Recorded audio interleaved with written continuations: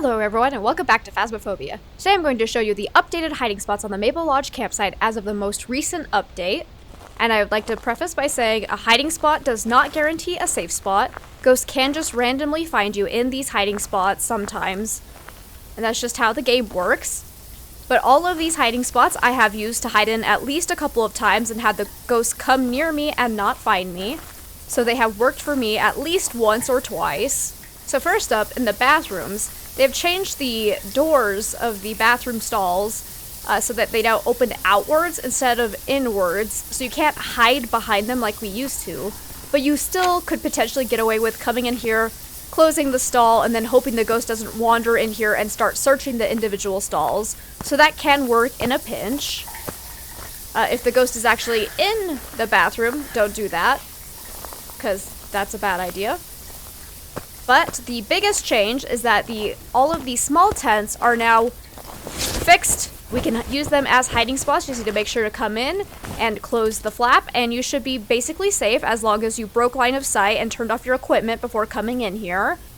As far as I know, the ghosts do not open this because, unlike closet hiding spots, we can't hold these shut, because when you try to do that, it just does this and will make it not safe. So I'm pretty certain the ghosts aren't supposed to open these randomly unless they saw you go in there. But we have little tent here, little tent there, and all three of these little tents available for hiding sometimes. When you come into the map, you'll want to make sure to open them up and make sure they're not blocked off, because which ones will be open will always change. And then back here by the campfire, we have this spot right here. You can hide behind these bins. And the only time that you won't be safe is if, unfortunately, the ghost wanders back into the storage tent itself, which can happen.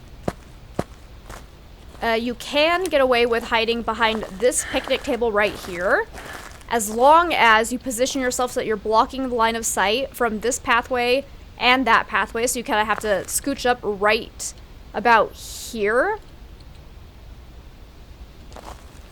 Right there.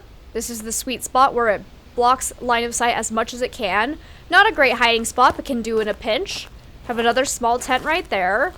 I also do like hiding in this tent here. If you close the flap, come into this corner, the likelihood of the ghost coming back into this tent and seeing you in the corner is fairly low. So that can work if you run back this way and the little tent is not open for hiding. Then we're gonna head back on over to the other path towards the cabin, where we will have one hiding spot along this pathway here. Back in this storage tent here, we have these barrels that you can crouch behind right about there, and it's generally safe unless, again, the ghost wanders back into the storage tent. But then we also have a new hiding spot that was added, and I think it's a great addition because the cabin felt like it was lacking a few hiding spots. Now we have this stack of coolers that can sometimes appear,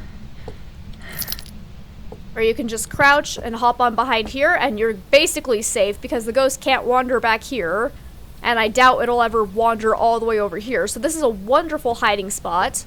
If it is available, it can be taken out for the higher difficulty level, so you will not always have it. In the cabin, upstairs, you can hide behind the banister right over here. And this will sometimes work. This spot is probably a little bit more on the iffy side.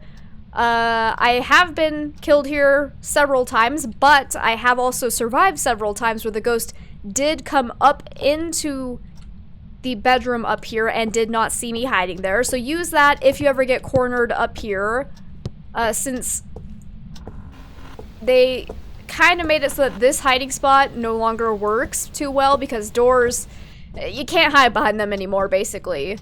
Like, you could try to use that if you absolutely have no other choice, but it's not a great hiding spot. And then our last little hiding spot is, again, this one, only use it if you are over here and the ghost starts hunting from somewhere like inside, upstairs in the cabin, or over by the campfire, somewhere where he does not see you yet, you can run on back here onto the pier and hide behind the chair right here. And as long as the ghost doesn't see you come back here, the chances of him wandering back here and finding you are very slim.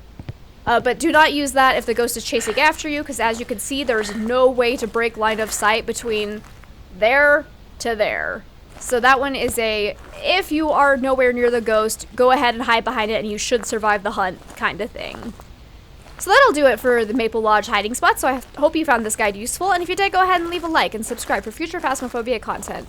And I would also like to give a huge shout out to my patrons. Thank you guys so much for your continued support. You guys are absolutely amazing. Happy hunting out there!